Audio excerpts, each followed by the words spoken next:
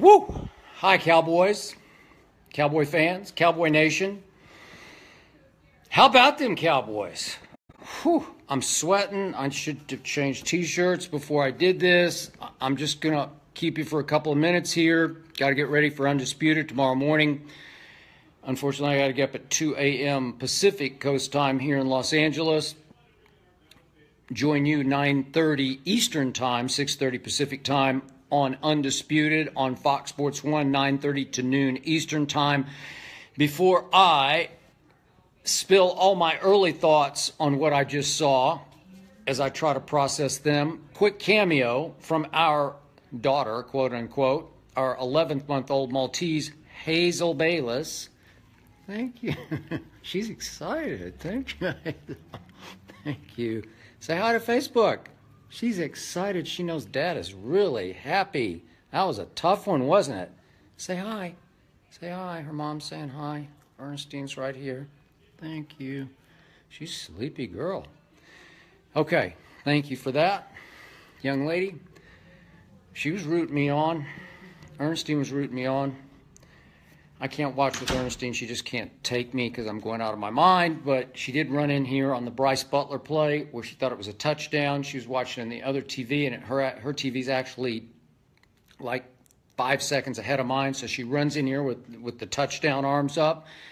And I said, no, hold on, because I'd just seen it.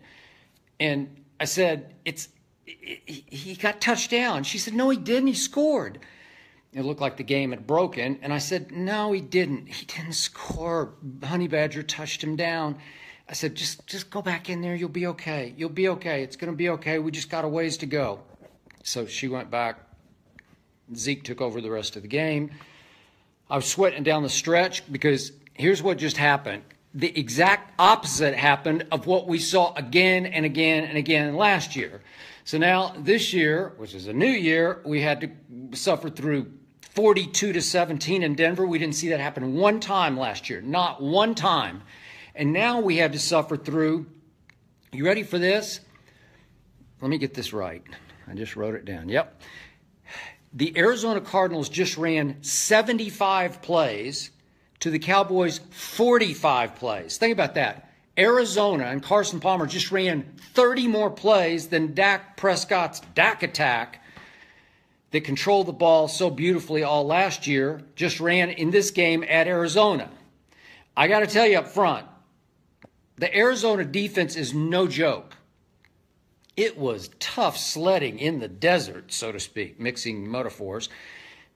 Man, for a while, Zeke couldn't get on track. He looked slow. He looked like he was running in mud. Looked like he didn't have a fourth and fifth gear.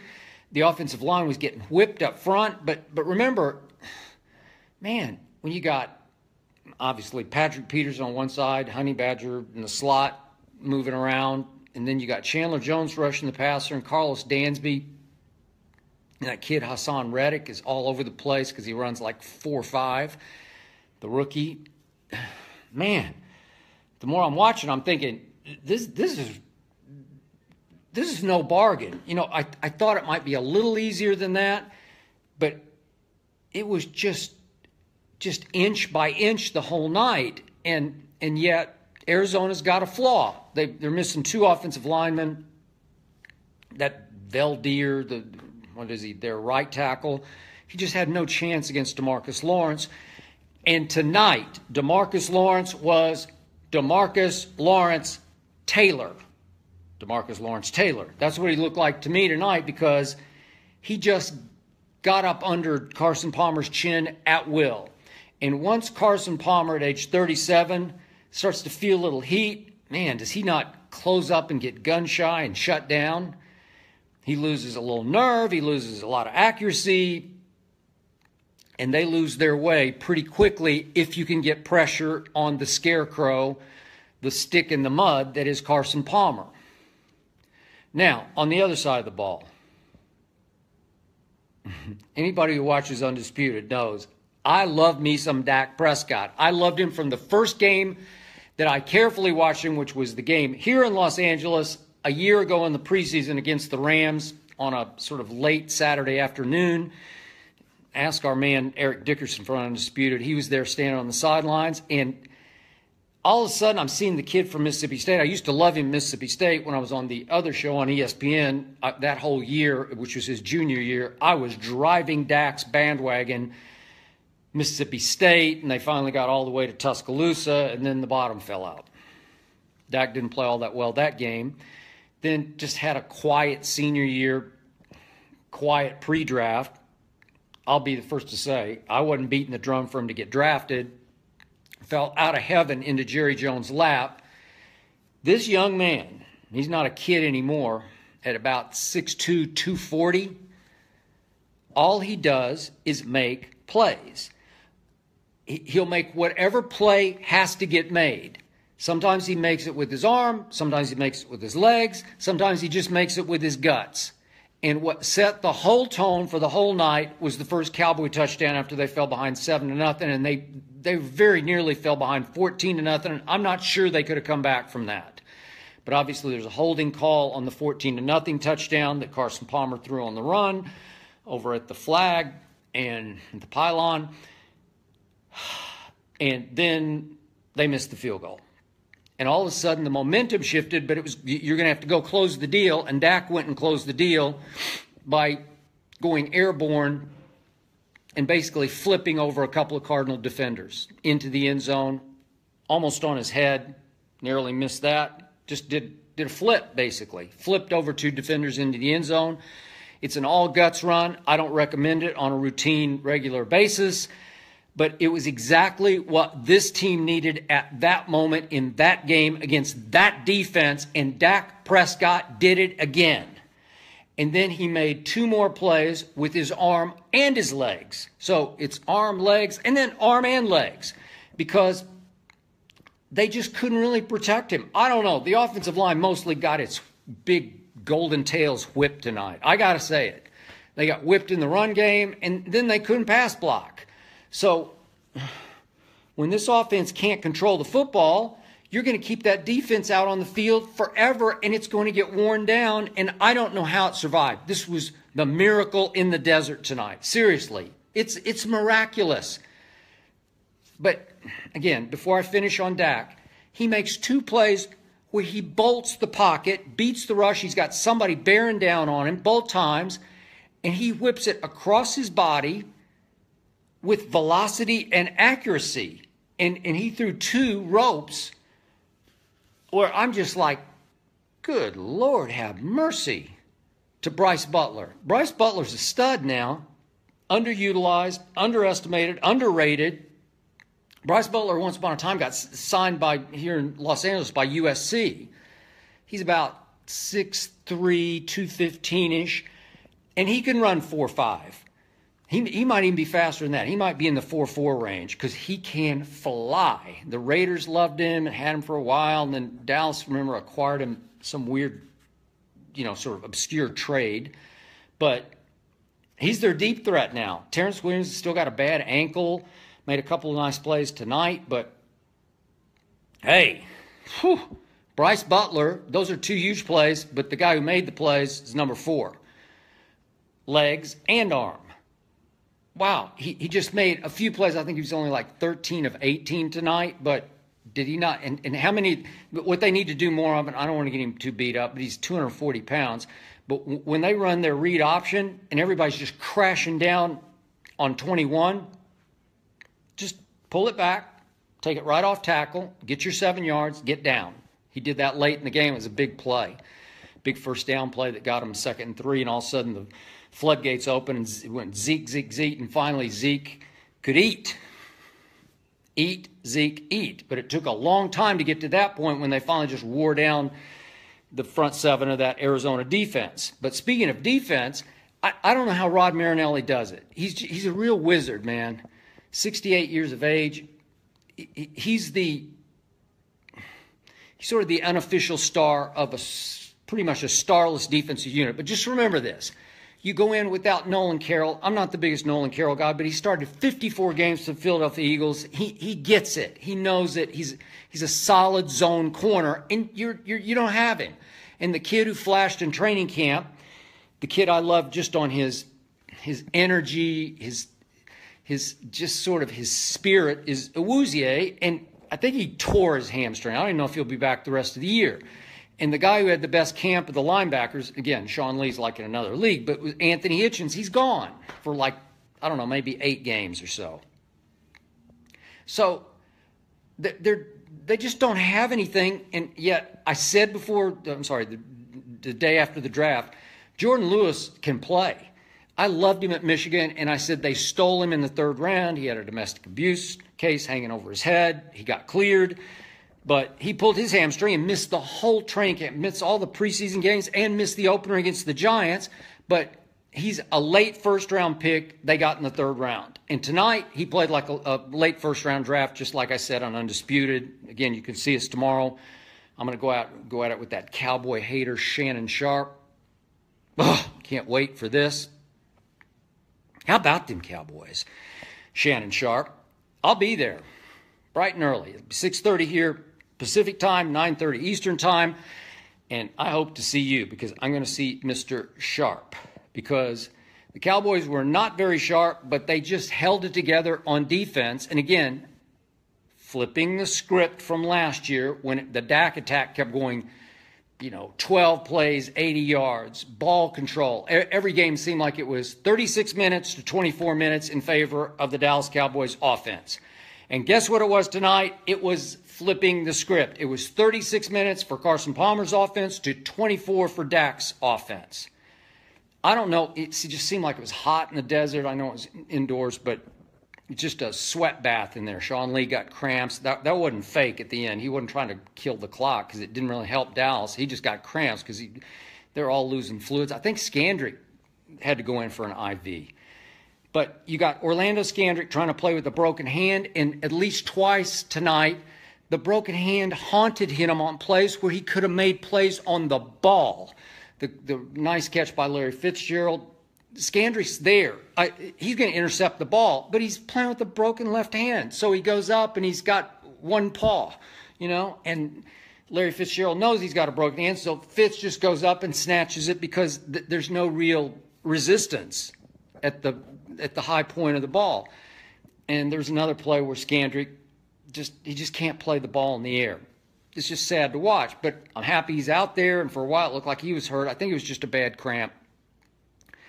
And Jeff Heath got hurt for a while, but fortunately he came back. Byron Jones started making plays all over the field, and I agree with John Gruden. I'm not sure if he's a corner or a safety. He's just an athlete. And sometimes I question his instincts, but tonight he played some serious coverage, just serious coverage on tough receivers and made 2 or 3 big plays late. So they get a little of this and a little of that, and obviously Sean Lee was still all over the field.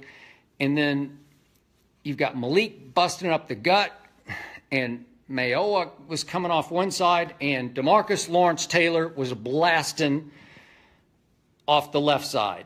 And that was the difference in the game, is the Cowboy defense is out there for 75 draining, sweat-dripping plays, and they just hung in and hung on and pulled it out. And I don't know how they did it. It went all the way to the bitter end. I was just like hanging on for dear life. I got a T-shirt on right now. I'm not trying to advertise for anybody, but I'm just pitted out. I should have changed before. Sorry about that. I will be wearing this T-shirt for the next game, though, because it worked. I had a Cowboy T-shirt. I had it on early tonight. I do believe in jinxes. I apologize. Forgive me, God, because I'm a God guy, but I believe in jinxes. I don't know why I can't get it out of my psyche. My wife thinks I'm completely, utterly nuts.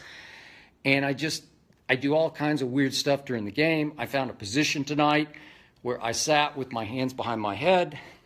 I didn't have this hat on. This is post-game victory hat. And I don't know, all of a sudden it started working, but I had my Cowboy T-shirt on early, and as they are approaching 14-0, from which I did not think they could come back against that Arizona defense, I just took the shirt off, and in fact, I took a shower at that point. I don't know why, I just took a shower. I just said, I got to take a shower, and then I put on the shirt that I lifted weights in this afternoon. I'm not advertising for anybody. And I'm soaking wet from it. So now I need another shower before I go to bed, and I'm going to get to sleep for like 4 hours here before I get up at 2 o'clock. But it was a guts and glory night for the Dallas Cowboys. I haven't mentioned yet the one play that Dez made. It was just all guts, all heart. It's the kind of play a leader makes to inspire the rest of the team. It's the play that Dak made first, which inspired Dez to make it second. So the first 2 touchdowns came on pure guts. And it showed me character. It showed me backbone. It showed me heart. It showed me all those great and elusive cliches I did not see in Denver. I knew this team was better than that. I said that this team needed to get smashed right in the mouth early in the season in a way that they did not one time last year. But after that big, dominating, we are the Kings victory over Eli Manning and company. By the way, Eli and the Giants, they scored 24 points in the fourth quarter yesterday in Philly. Won the fourth quarter 24-13, got beat by a 61-yard field goal. So they do have firepower. Obviously, they did not have Odell in Dallas. Sometimes I think Odell is more trouble than he's worth, but that's a whole nother issue. But the opening night was impressive, and I really believe that the Cowboys were fat-catting going to Denver. They thought they had this, man. We got this. We got these guys. They're a little smallish in their little orange front, and they got hit by an orange avalanche in Denver. Denver was incredibly ready to play. It was their Super Bowl. I told Shannon Sharp, they played their Super Bowl. What'd they do yesterday? Denver Broncos went up to Buffalo and got their tails kicked by the Buffalo Bills because they just came out flat. And Trevor Siemian turned back into Trevor Siemian.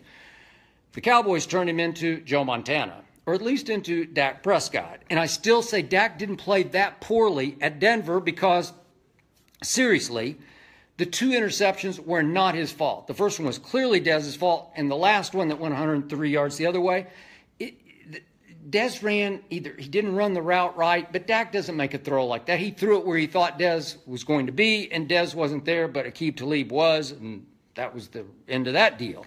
And it was going to be a final score of 35-25, which would have sounded, I don't know, respectable. And there was a chance with about 4 minutes left in the game, he throws a fade route to Dez in the corner of the end zone, and Dez just can't come down with it on Bradley Roby, and it's Dez Bryant, or it used to be. I'm sorry, I'm down on Dez. I don't know.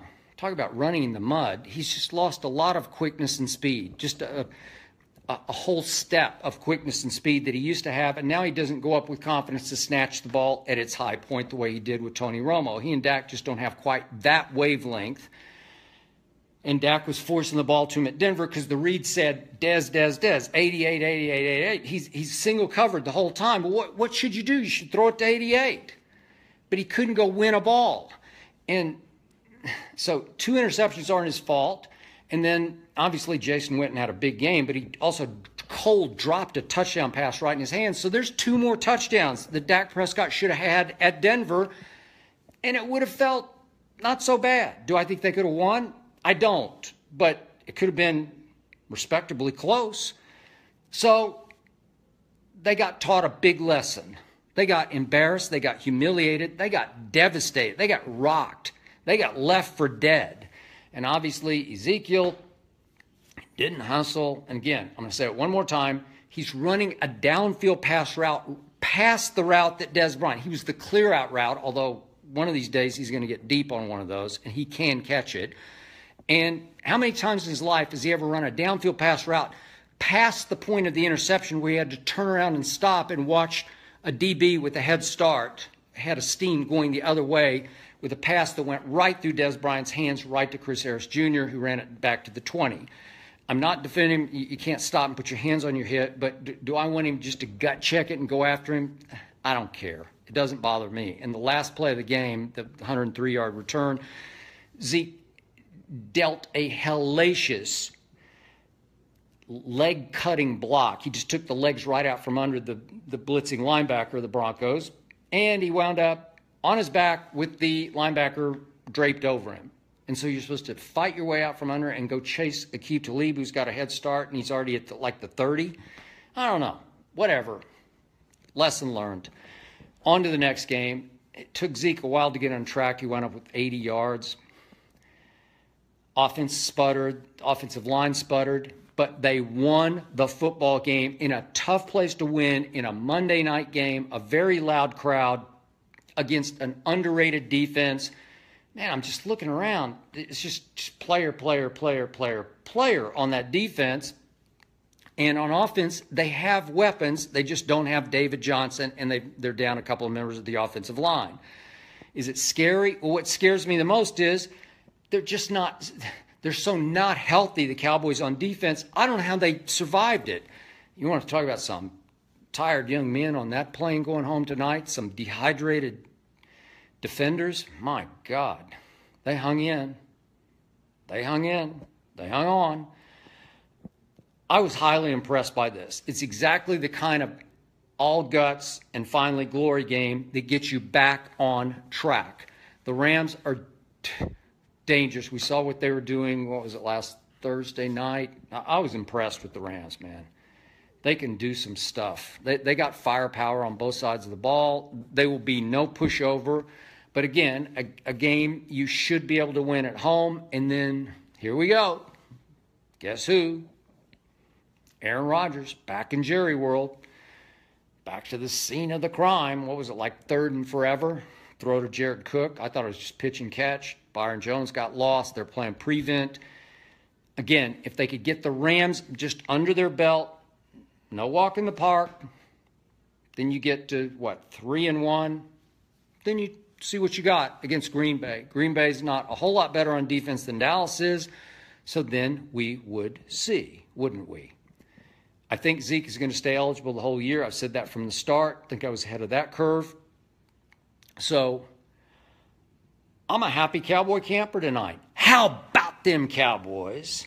And how about Undisputed tomorrow, 9:30 to noon Eastern Time on Fox Sports 1. We will discuss and we will debate Jerry Jones deciding, okay, I'll kneel. I won't kneel during the anthem. I'll kneel with my team just before the anthem. I got to tell you, for Jerry Jones, that was huge. That was quite a concession. Obviously, our president backed the whole NFL into a corner out of which it had to respond the way it did yesterday, but it's still, all of it did my heart good. Shannon Sharp, not impressed. He said this morning, I'm sure he'll say the same thing about Jerry Jones, but Jerry's been adamant about the anthem is the anthem. It is not to be disrespected or protested. And for Jerry to submit to kneeling even just a moment before the anthem, kneeling with his team on the football field, it's a start, man. I really loved it. Did my heart good. Sunday did my heart good. It's slowly but surely, it's some progress. Again, maybe it's for some of the wrong reasons, but I don't care. I'll take it. And I'll take Jerry kneeling with this team. And I think the team, which was afraid to protest during the anthem because he had been so adamant about it, I think the team was inspired by the owner. I'll hear something different from Shannon tomorrow, but I'm ready. Hope you're ready for Undisputed tomorrow, 9:30 to noon Eastern on Fox Sports 1. Way to go, Dallas Cowboys. Good night, Cowboy Nation, and everybody else who's watching, and I'll see you tomorrow.